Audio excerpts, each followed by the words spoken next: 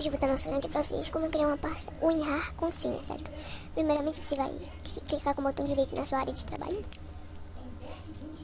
Clique em novo e clique em pasta.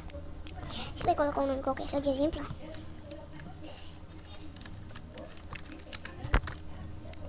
Coloca o nome aqui. Só de exemplo. Agora você vai clicar com o botão direito na pasta. Clique em adicionar para o arquivo.